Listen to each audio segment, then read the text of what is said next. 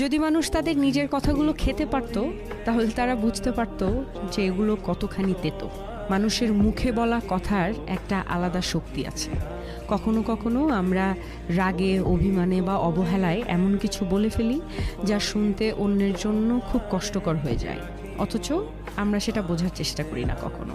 কিন্তু ভাবুন তো, যদি একদিন সত্যি আমাদের নিজের বলা কথাগুলো খেতে হতো, তাহলে কেমন লাগতো?